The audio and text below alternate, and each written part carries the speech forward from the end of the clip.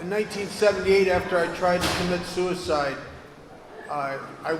something had happened to me, and I went from the guy who knew everything.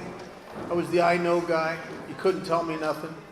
And I've tried to sponsor I know guys. They're very hard to sponsor because no matter what you say to them, they go, yeah, I know. I know. Yeah, I know.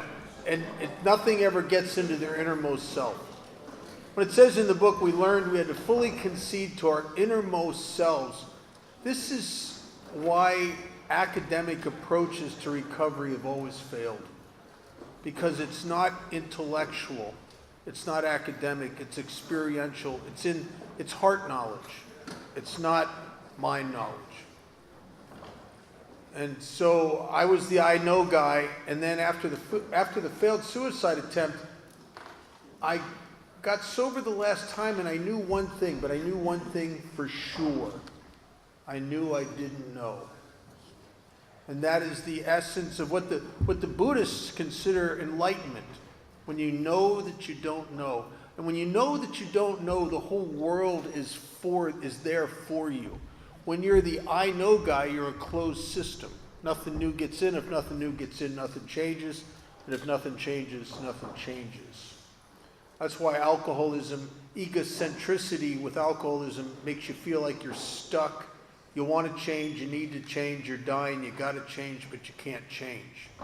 Because you're a closed system. And you're still in charge. In 1978, I knew I didn't know.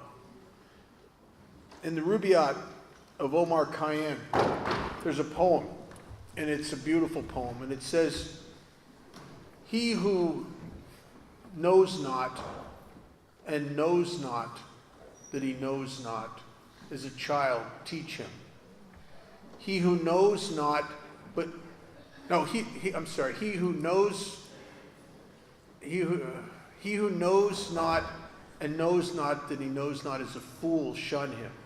He who knows not and knows not that he knows not. No, never mind.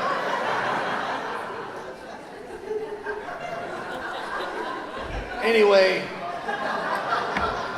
the point being that people in AA knew something I didn't know. And you know that they know something you don't know when they start telling you stuff about you that's true that you didn't know it until they told you.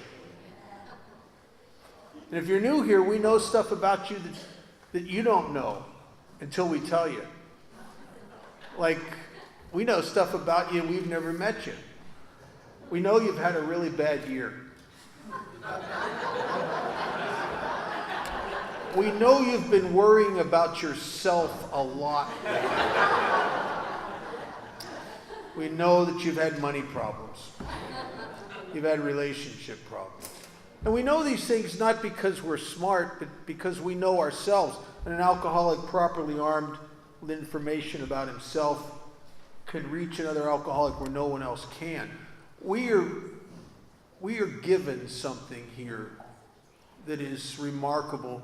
We are given the ability to do something that someone with 5 doctorate degrees cannot do. And that is to go inside ourselves with honesty and genuineness to a place where we understand an alcoholic in a way that no one else does because they're us. We know them like we know ourselves. And we can reach alcoholics when no one else can. If you've done the work and if you're properly armed with information about yourself. And you don't get that as a result of not drinking. Matter of fact, if you're like me and you just are not drinking, you're probably more confused than you've ever been. But you get that as a result of the steps. And that's a big piece of the single promise of Alcoholics Anonymous, which it's read in every meeting. It's in step 12. Having had a spiritual awakening as the only single, as the result of these steps, something's going to happen to you. We can't define it, we can't describe it any more than we can explain a sunset to someone who hasn't seen it. But we know from our experience that everyone who throws themselves completely into this process, works these steps, and then devotes their life to helping others, something happens to them that's transformational. And it's unbelievable. And we talked a lot about step one. The book talks a lot about it. You could spend a day on step one. But we can't. We have to move on. And that brings us to step two, which step two is where I started to have a problem. I got a problem with God. I'm an atheist when I came here, sort of.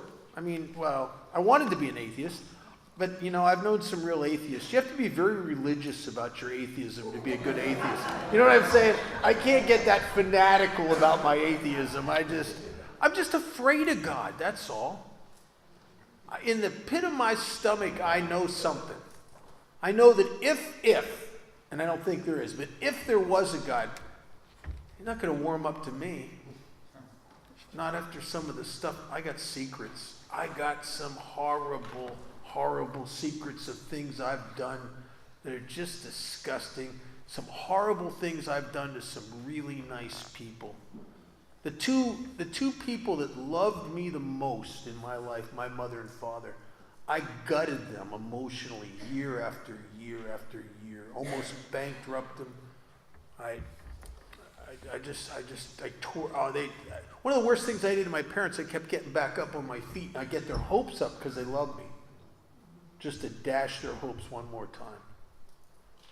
I stole so much from my parents that my dad became friends with the guy who owned the pawn shop in the town we lived in for buying his own crap back, right? And then after years of it, when they were losing their sanity, they couldn't take it anymore, and it was killing them. They cut me out of their life. But I found out from my sister that even though they physically could cut me out of their life, I guess they couldn't cut me out of their heart, so my mother now had to see a therapist and take medication. And my father slept 15 hours a day. They didn't go out of the house anymore, and they used to be involved in a lot of charities in the country club, and my mother was women's club, junior league. My father was in the Lions club, and they were very social. They charity drives, for a lot of friends. But the last couple of years, I was drinking. They never left the house because they were just tired of people asking them about me. And they couldn't take it anymore. And they were a prisoner. My alcoholism kept them a prisoner in their own home. And I would have walked around, told anybody, listen, I don't hurt anybody except myself. Is there a level of delusion and selfish delusion greater than that? I can't imagine.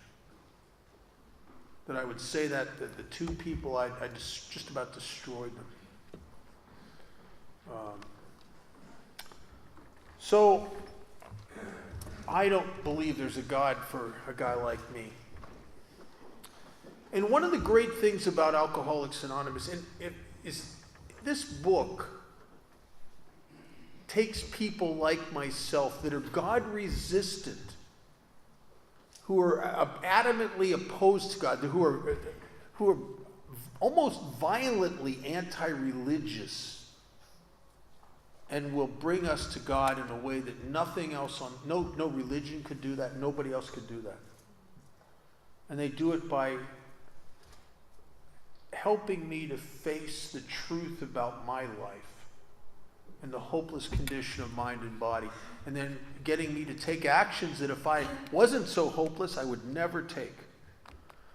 When I got my sponsor and I told him that I'll do anything you asked me to do,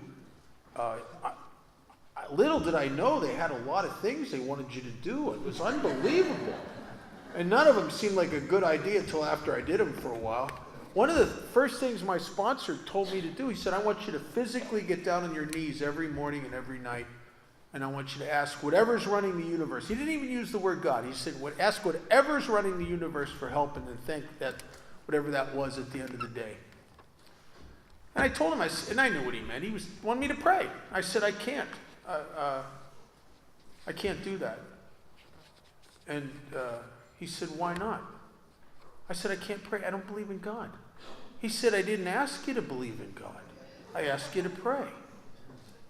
Oh, Well, if I pray and I don't believe in God, I'd be a hypocrite. He said, you've been a hypocrite all your life. Just do it. And he was right. I'd been a hypocrite all my life. Self-centered people usually are, because we'll promise, we overpromise and underdeliver. I'm a promise maker. I'm just not a promise keeper. I've been a hypocrite all my life. And so they had me started to take actions I did not believe in. And from the moment I expressed a willingness to believe, I didn't believe, but I was starting to position myself in life through my actions as if this thing they're talking about is a possibility. From the moment I took the actions, there was subtle shifts in the universe. I didn't understand what was happening at first, but it was like all of a sudden I was getting lucky. Good things were starting to happen in my life. Little coincidences would happen. Like I'd be in a bad place and I'm crazy.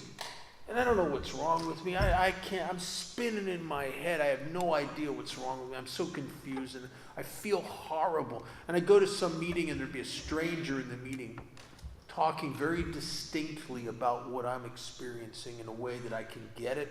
And he's got not only can he show me and my problem, but he can show me what his solution was, and it would be the same one for me.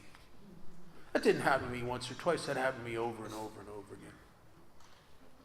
The times I wanted to quit a job and I go to a meeting and some guy's talking about exactly how I feel and how he wanted to quit his job, and his sponsor made him go make amends to his boss instead, which when you're convinced they owe you an amends, making amends to them never seems like a good idea. And I started experiencing something. And little did I know that what you'd ask me to do is you didn't ask me to believe in God. You really didn't. Matter of fact, you almost implied that it was kind of good that I didn't. It was good that I didn't have it, if I could lay aside all my preconceived notions of God and enter into what a scientist might call a working hypothesis. And what that is they're presenting you with a theory or a theorem that you do not believe in. And the theorem was that there's a power source in this universe that loves you. And it's in the very fabric of existence. It's even inside of you. Well, I don't believe any of that. And they said, it was like, oh, that's good. Good. Because now you can have a really good experience. And they said, let's just start acting as if it exists and let's see what happens. And you entered me into a working hypothesis to test the waters and the fabric of existence to see if this power really existed. One of my favorite lines in We Agnostics is the line that God does not make hard terms with those who seek him. From the moment I became willing to turn my consciousness in that direction, even though I didn't believe, God started showing up in my life and he started helping me. And I came to believe the only way a guy like me could. And that's what it says in the book. On page 46, in the middle of the page, it says, if you do two things, if you could lay aside prejudice, in other words, stop being the I know guy. Know the most important thing you'll ever know. Know you don't know. Become childlike. Know that you don't know. Lay aside all your judgments, your preconceived notions and your opinions. And then the second thing is express even a willingness to believe. And I didn't believe, but I was taking the actions that were an expression of a willingness. And God started to show up. And, I think it must have been over 20 years ago, I went to London for the first time. And if you've ever been in the Westminster part of London, it's the old historical district. And The streets there are lit by gas street lights. And they've changed out most of the older poles now, and they got new street lights. But there's 20 years ago, you could find the older poles. They were frequently all around Westminster. And I think there may be a couple left of the older ones still that haven't been replaced. But in the older poles, on the side of the pole, about maybe chest high, was a little box that came out from the pole, and it was welded shut and painted over. And what that box was many years before they had the technology of the computerized system that turns the gas on it when it's supposed to, and then lights the gas lamp. There was a guy who walked up and down the streets, and that little box was actually a door before they welded it shut and painted it over. And he'd open that little door, and he'd stick a key in there, and he'd turn the gas on, and he'd reach up with a pole, with a long pole with a flame on the end, and he'd light the street light. And he'd close the box, and he'd go on to the next pole, and he'd turn the gas on and reach up and light the street light, move to the next one. And you could climb up to the top of the highest building in Westminster at twilight, look out over the city, and you couldn't see where the guy was. You couldn't see him lighting the poles, but you could see where he'd been. And I could sit in meetings of Alcoholics Anonymous at 2 years sober as a result of the actions that my sponsor made me take. And I couldn't see where God was, but my God, I could see where he'd been. Not only could I see where he'd been in my life, but they pushed me into sponsoring people in 12-step work from the very beginning, against my better judgment. And if you want to get up close and personal to God, and you want to see the hand of God, and you really want to see it, sponsor people. And everyone I know that sponsors people has this experience where you're up against it and the guy's in trouble and you want to tell him something, you want to help him, you love the guy, you want to help him, but you got nothing. So you tell him, in desperation, you say, well, you better pray about this.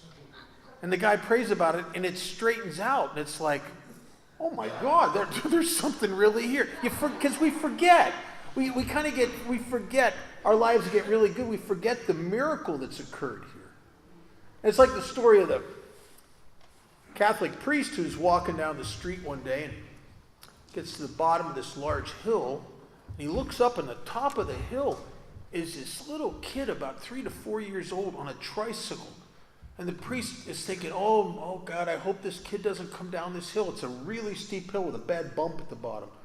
Sure enough, here comes that kid like he's shot out of a cannon coming down that hill. Oh, and the priest is shuddering, looking at him going, oh God, please help him.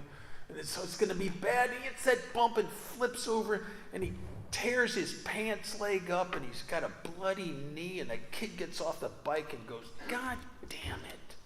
The priest goes, oh, son, don't say that. That's a sin. Don't say that. Say, God bless me. Little kid goes, oh, I'm sorry, Father. Okay. All right, God bless me. I'm sorry. He said, the priest says, okay, that's fine, son. Just say God bless me. He says, okay. They go about their business, and about a week later, the priest coming down that same street, he looks up at the top of that hill, and oh no, there's that crazy kid in that tricycle. Sure enough, that kid comes barreling down that hill, hits that bump at the bottom, flips that bike over. The front wheel is crushed in. Both pant legs are torn up. He's got bloody knees. And he gets off the bike. He sees the priest and he goes, God bless me. And the wheel straightens out. The cuts go away and the pants come together. And the priest goes, God damn it. Right. See, he forgot. He preaches in church about the power and miracle of God, but he forgot. And we forget. But if you're working with newcomers will renew your experience with God, because you'll get to see God work in their lives. And you'll see God work in a new person's life, and a person you sponsor, more clearly than you'll see him work in your life. It's not that he works in our lives and we can kind of see it over a scope of time in hindsight, But it's really hard to really see God working in your life because God works very slowly because he's very old. And trying to see the hand of God in your life is like trying to stand in front of a mirror and watch your hair grow. It doesn't mean it's not growing. It's just hard to see. But you see, in the guys you sponsor, you'll see it because you don't see him for a week, and then all of a sudden you go, "Oh, look at that." How many times do we see somebody come to their first meeting and they can't, you can't even give them a cup of coffee, they'll spill it, their hands are shaking so bad. You give them a half a cup, and they're shaking, and they're trying to drink the coffee, and they're coming apart at the seams, and they're a basket case. And a week later, you see them get a whole cup of coffee, and just almost show off.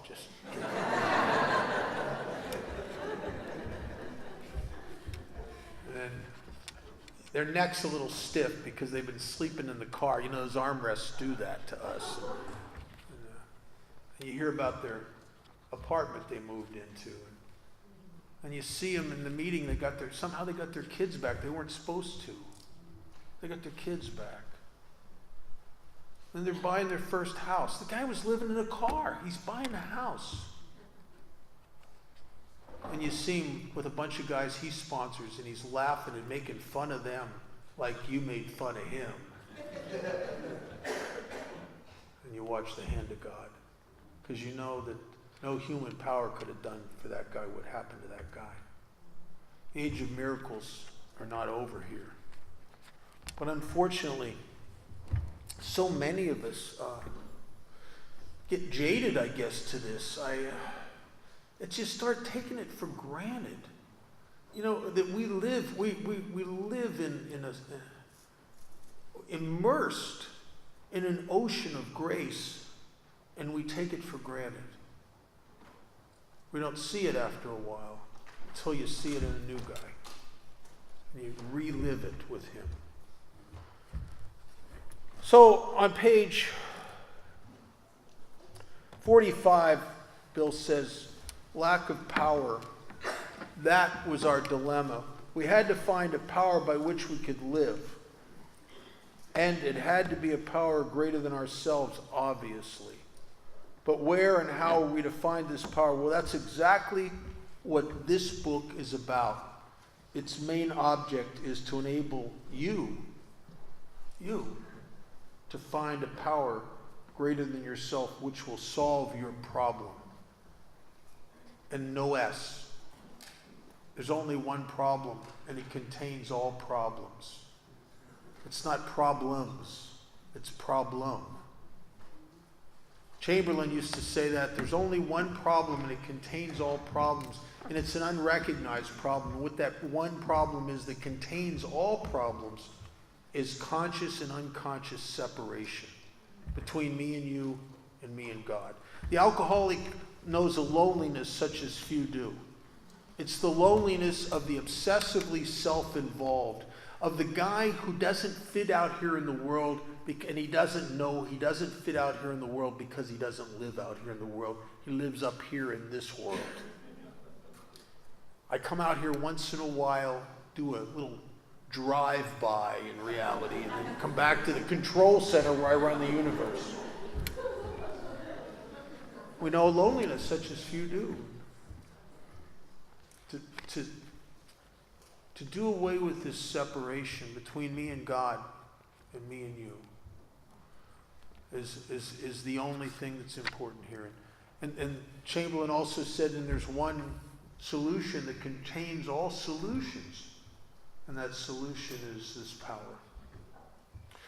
And that's what Alcoholics Anonymous is about. It's the dilemma is a lack of power, and AA is a quest for power by powerless people to somehow connect with a power greater than ourselves that will do for us what we could not do for ourselves. And because in AA, some of us, we take these actions, that we're resistant to taking, because so many of us come here anti-religionists. Some of us come here with huge resentments towards clergy and church, and oh my God, it's unbelievable. And we threw the baby out with the bathwater, right? And now we come into Alcoholics Anonymous, and you start to do inventory, and you start looking at your resentments towards the priests and the nuns and your parents and church and all that stuff, and you start realizing how stupid they are, and you start dismantling them because you're looking at them from another point of view, and you're getting free from them, and you're not as uptight about those people, and you're a little more open-minded. And it doesn't mean you're going to go back to the church of your childhood. You may, or you may not. We don't know. We just know that you're going to find a power greater than yourself here, and you're going to come to believe. But coming to believe, if that was all there was here, then step 2 would be the end. There'd be a 2-step program, step 1 and step 2. We came to believe, okay, me and God are good, okay, thanks, see you guys later. But that's not it, because we talk about something in Alcoholics Anonymous that has more experiential depth than faith. And there's a big difference between faith and what we talk about here, which is conscious contact. And the difference is, if you were to leave here today and get in your car, and you were driving out onto the roads, you would drive out on the roads with faith that there are traffic laws and there are police to enforce them. And that faith in the police, that they exist, and the faith in the traffic laws, perhaps will curtail your driving somewhat. And that's faith. You get a cop in your rear view mirror with his siren on and his lights flashing, you've got conscious contact. Right? And one is right experientially now, and the other is of your mind. Faith is of the mind. And here's the problem with that. When your emotions are putting the screws to you, faith doesn't seem to be enough. Father Martin said it very well one time when he said that when intellect and emotion are in conflict with each other, the emotion always wins because it's persistent and it just gnaws at you until it has its way. And so I need something more than faith here. I have to take it up a notch. And to this conscious contact, which my experience has been that it is intermittent at best, because it doesn't last. I think most of us that have, if you have an experience and a feeling of a presence of God, in my life, it's usually when I'm helping somebody. It's usually when I'm with a sponsee, and we just finished the 5th step, and there was something went on there where you were sharing things back and forth that maybe neither one of you had ever shared with someone before. Maybe the lights came on in a way that you never had them on before. Something occurred with the two of us that was more than the two of us. And God was in the mix there. And you know it. You know that something pretty amazing just happened. And I'm conscious of God's presence in my life. But it fades. I'm the kind of guy that I could be on a 12-step call, and I could be so plugged into God, I need a tent and a tambourine. You know what I mean? I'm just like, they should build a statue of me somewhere, you know? I'm just like plugged in. And then 20 minutes later, somebody cuts me off in traffic, and I go right into the pit of hell. I just, right, just so quick. Or I can walk in, I can be out with a guy's sponsor, and we're for an hour in the parking lot before my home group, and we're just man, we're doing it. We're connected. We're talking about God and the steps and our own failures, and it's plugged in and hooked up. Walk into the meeting, see someone who's just had their 4th cup of coffee and they didn't put any money in the basket.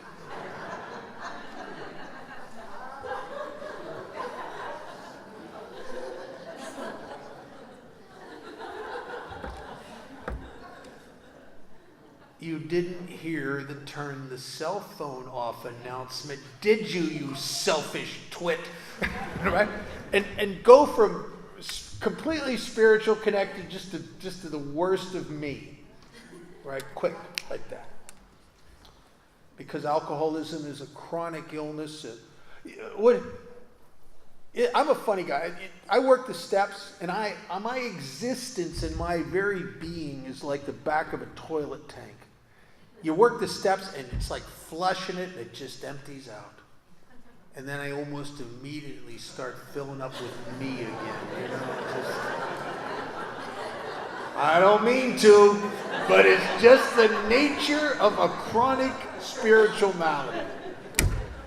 So I will always need Alcoholics Anonymous. I always need a sponsor. I always need commitments. I always need sponsees. I always need the steps because of the chronic nature. So lack of power, that is our dilemma. I've sponsored several clergy over the years.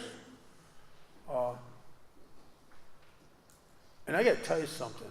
And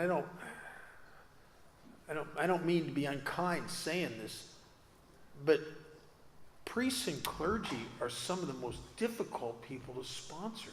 There's only one person that's equally difficult, and that's an alcoholism counselor. Oh my God. They're both very similar because they both know everything here, but nothing here, right? And of the clergy I've sponsored, a couple of them have literally drank themselves to death. I was only sober a couple years, and the first priest I ever sponsored was a guy named Frank, and Frank was a good guy. He was not a deviant guy. He was a good guy. All he wanted to do was serve his church and serve God. A wonderful man.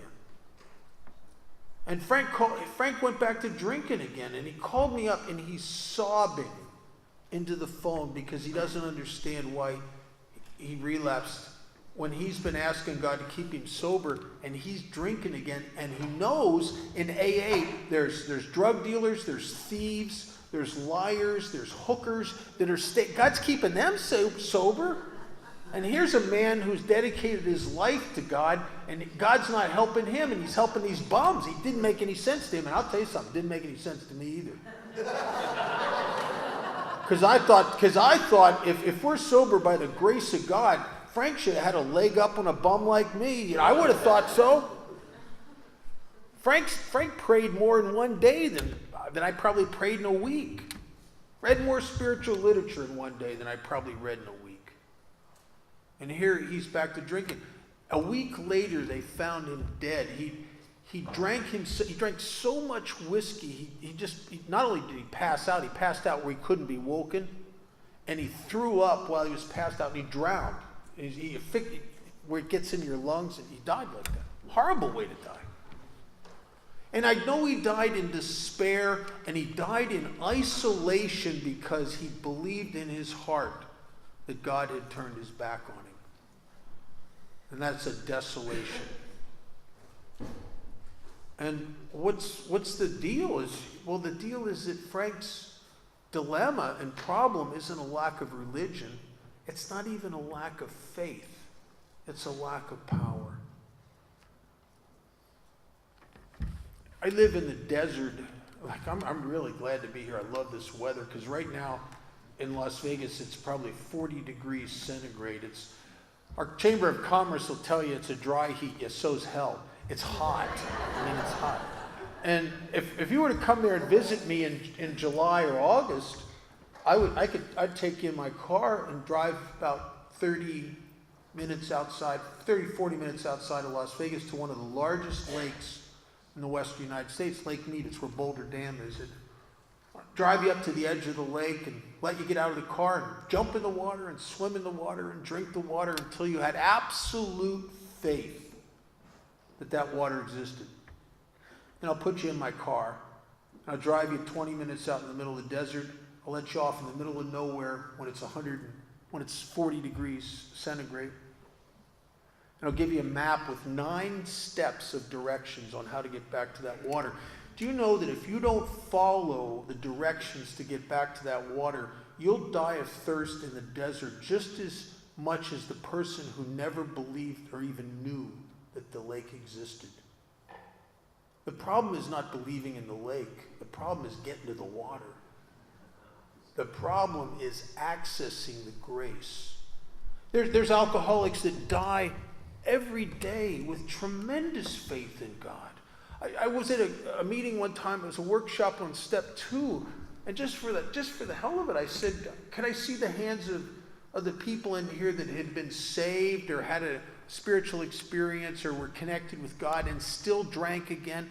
And like a lot of hands went up. I was surprised how many people had that experience, as I had that experience, to the point where I turned to be an atheist because I didn't think God would help me. But the problem is not faith. The problem is acquisition of power and grace. And that's what Alcoholics Anonymous really is about. And on page 55, Bill gives us a vision of what's going to happen to us, how we're going to access this power. And it's through steps 3 through 9. And he explains the dilemma, and he explains the solution, and the problem and the solution. Now, on the second paragraph on page 55 is coming out of a section of We Agnostics where he's talked at great depth about the prejudice and the doubt and our problems with God. Because it is a chapter, We Agnostics. And he starts off by saying, actually, we were fooling ourselves. For deep down in every man, woman, and child is the fundamental idea of God. Deep down within me. My grand sponsor used to talk about the God within us. I used to hear people in AA talking about listening to the still and the quiet, listening to the still small voice of God within. Not in me. I don't know what you're talking about. Sounds cool, but I don't know what you're talking about. I was in a meeting. I was only a few months sober. I hadn't worked the steps yet. I was still pretty full of me. I hadn't emptied me out of me yet. And there's a woman there named Diantha, and Diantha was very spiritual. I used to love listening to her. She would, one of those people that would knit in the meeting. And she knit and smiled like Buddha, just like she's a knitter. She just knit and smiled. She's on a bad day she'd make you sick. But she was she would always talk about provocative things different from what most people talked about. And one day she's talking about this God within and how the great joy in her life is to be quiet in silence, no interruptions, no TV, no radio, no nothing. Quiet and in silence commune with God. And the way she said it sounded, I'm an old hippie, sounded cool to me. And I thought, yeah, I'm going to go home and I'm going to commune with God. And I sat down, there's nobody home, no stereo, not just quiet, just me and God. In about 30 seconds, I was having a panic attack. And I had to turn on the television because when it got quiet out here, it got really noisy in here. And I'm going inside me, and I'm not running into God. I'm running into Legion. I'm running into like a pack of crazy people that just chatter. Oh, God, what God? I don't know. God, what, you don't even have your bank. You better get some rent money together. Yeah, you can't even get laid. Just like, you probably have a brain tumor, just, right? It was just like drive me nuts. I had to turn the TV on just to knock this out of the way. So, what's that about? Is everybody, all these people is it just talk or am I missing something here? Well, I haven't worked the steps yet. See, the next line explains it. This power that's deep down within me, it says it may be obscured, which means blocked. I I am blocked from the God within me. I got too much of me between me and that channel. I'm blocked by three things. The first thing is calamity. It's the clamoring. It's the noise. It's legion. It's the non-stop egocentric fears and worries that just devour me and keep me hostage in my head. I mean, if you have a mind in early sobriety prior to working the steps like I do, if God was inside me, even if he had a megaphone, I wouldn't hear him over the clamoring in my head. It's so noisy in there. In the Old Testament, in Genesis, in the Garden of Eden, when they introduced the serpent, if you were to read it in the original Hebrew, the word that they use is not the word for serpent. In the Hebrew, the word would translate into the English as the sound the serpent makes. It's the hiss. Just always there. It's the chatter. It's that little voice. It's that little seductive voice in your head that sometimes scares the crap out of you. Sometimes will get you to be proactive. Sometimes to get you to tell people off because they need to know. It's that voice. So I'm obscured from God by calamity, the noise, the hiss of the ego. By pomp is the second thing. And pomp is I think it's a good word for ego, is I'm so full of myself that there's no room for anything else. I'm self-consumed. And that's what it means to be self-centered. It's that all my consciousness is centered on me. That's why I'm so lonely, because no one else exists in the world of Bob. It's just me looking out at a world that's very distant. And I'm very disconnected and disassociated with. And then the third thing is worship of other things. I couldn't have seen this. I didn't even know what this meant. It sounded like some kind of religious stuff. I don't know, worship. I don't worship anything. And I was ending my first sober relationship. I was a little over a year sober. And I've sponsored a lot of guys over the years, and I got to tell you, I don't think there's a person on the planet more self-obsessed than an alcoholic ending a relationship.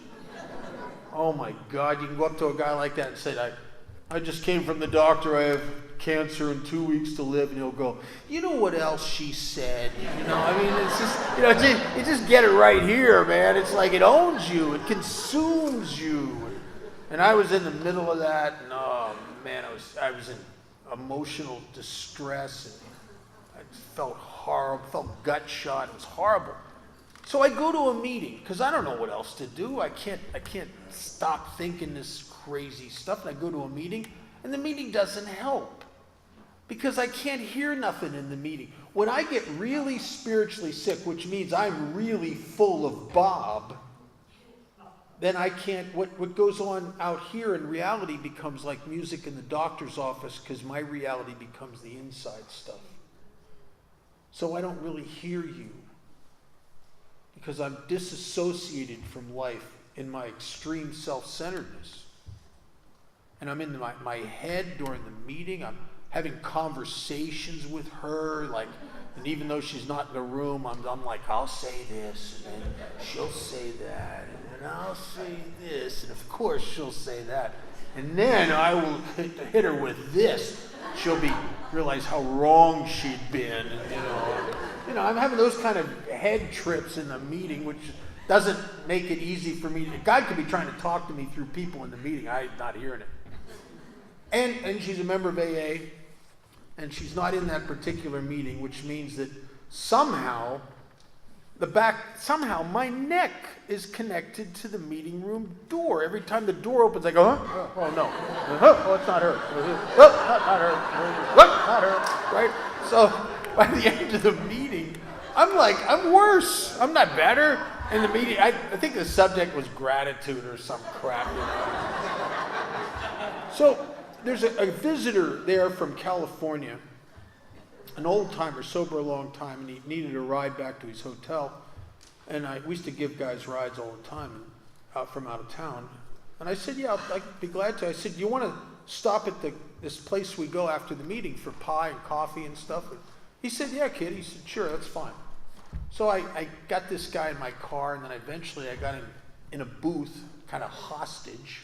Because everybody else in AA is just tired of me talking about this relationship. They're up to here with it, and they don't want to hear it anymore. But I got fresh meat.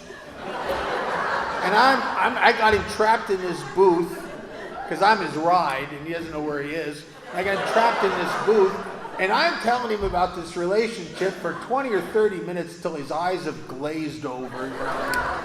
But he's a very nice man, and he's sitting there, and he's nodding his head, and just, And when I was done, he said some things to me that blew my mind. He said, kid, have you ever thought about the first commandment? When he said that, I still bristled with a little bit of prejudice towards my childhood religion. I said, I'm not really into that. I'm into AA. And he laughed. He said, you and I are a lot alike.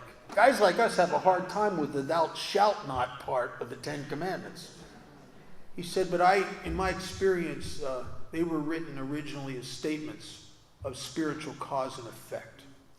He said they were given an authoritarian spin as they were translated out of one language into another centuries ago. And as it exists today in the English, the first commandment is, I am the Lord thy God, thou shalt not put false gods before me. And he said, I'll tell you what I know, kid. God loves you no matter what. No matter what. You can put anything you want between you and God still loves you. And when you worship something, he says it doesn't mean to bow down to something. It means to obsessively turn your consciousness towards something. He said, you want to know what you worship? It's very easy. At the end of the day, imagine a pie graph of everything you've been thinking about during that day. And the thing that would dominate the pie graph would obviously be the thing you're obsessively turning your consciousness towards. And I'm a visual kind of guy. I could picture it. The pie, a little tiny piece for AA, a little tiny piece for work, and the rest of the whole thing was the relationship. And I knew at that moment why it felt like someone had stepped on the oxygen hose to my soul. Why I felt so disconnected and so separate and apart from not only from you, but also from God.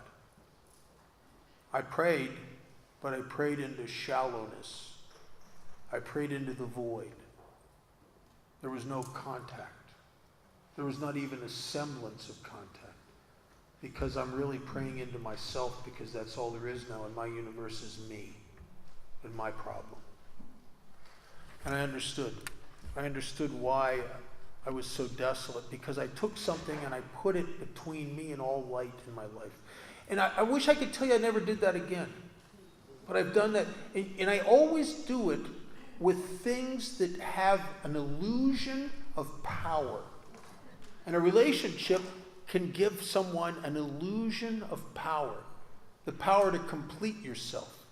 The power to not feel so lonely. The power to be self-gratified. The power to be connected. The power to validate yourself as a man or a woman. And money is the other one. Money. If I had just enough money, surely then I will have the power to be happy, to be satisfied, to be comfortable. I have a friend who he just had a great saying. It's a little crude. I hope it doesn't offend anyone, but it's where I came from. I kind of believed this when I got sober. And his saying was that life's like a shit sandwich. The more bread you have, the less shit you have to eat. Right? And I believe that. I believe that if I had enough money, I could find comfort and security and satisfaction. And I'll tell you what I've discovered. More money doesn't make more peace. It makes more problems. And if you use money to try to fill your vacancies, you will be highly, highly disillusioned and disappointed. I know. When I got sober, I was several years sober before I finally made a job, finally had a job that paid $5 an hour. Now that's not very much money, but I started off with $3.50. I finally was making $5 an hour, and I remember when I was making $3.50, believing that if I could make $5 an hour, I'd be good. And I made $5 an hour, and I was not good. And I saw people that were making 10. And I knew if I could make 10, I'd be good. And I ended up making 10. And I wasn't quite good yet. But I knew 15. If I could make $15 an hour, I'd be good. And I got eventually, quickly, to a place where I was making 15. That wasn't it. But then I wasn't being practical. I know a guy of my needs a $50,000 a year, and I thought I could just make $50,000 a year, and I finally was making $50,000 a year, and I thought, yeah, this is good, and it was for about a week. And then I knew it was $100,000, and the shine wore off of that so quick, and then it was $250,000, then it was $500,000, and then there were years where I broke 7 figures, and it never was enough. As a matter of fact, the more success I had, the more crap I had to worry about. The peace does not come from acquisition, it comes from jettison. It comes from letting go. It doesn't come from latching on. It comes from detachment, it does not come from attachment. Attachment is bondage. Detachment is freedom. And you can detach with money or without, it doesn't matter. The money is immaterial. It's the attachment and the detachment that are primal. And you can detach with money and you can detach without money. You can attach without money and you can attach with money. It's the attachment that keeps us hostage. And in Alcoholics Anonymous, we're asking us to, in step 3, which is the basis of AA, is to turn our will, first of all, and then our lives over to the care of God. What is your will? Well, Joe, I used to travel with Joe and Charlie, they'd say it was your thinking. I think it's more than that. I think it's what you want. It's your wanting that is your will. I made a will years ago, and I had accumulated some fair amount of property and things. I had this attorney create a trust and a will. He just said to me one day when we were finishing it up, he said, well, we're about done.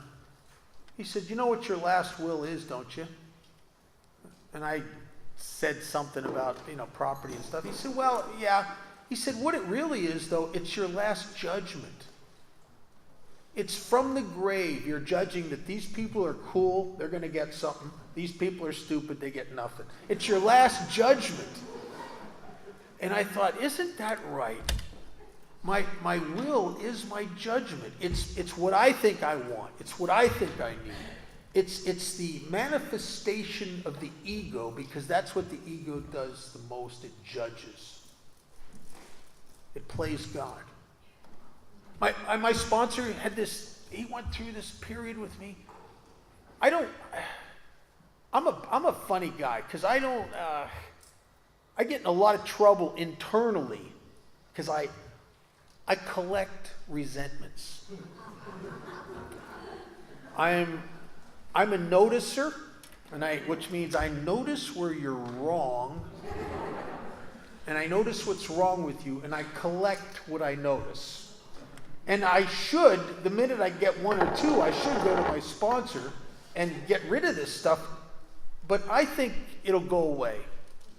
But I'm the kind of guy that would drive on a flat tire thinking it'll go away. And it doesn't go away. So I wait till I have a basket full of it. I'm gonna have a nervous breakdown. I'm so uptight, so full of. Now I don't like anybody. I don't even want to go to meetings because they're all stupid. I'm just that guy. And I go and I start dumping it on my sponsor. You know, the guy selling Amway in the meetings, you know, the gal that just had the plastic surgery and she keeps walking around in front of the room to show everybody, you know. The guy that doesn't put any money in the basket, you know, the guy that lies in the meeting. I said to my sponsor, every time he shares it sounds like there's angel wings flapping in the background. You know, what a phony SOB, right? I have these little cases built on everybody.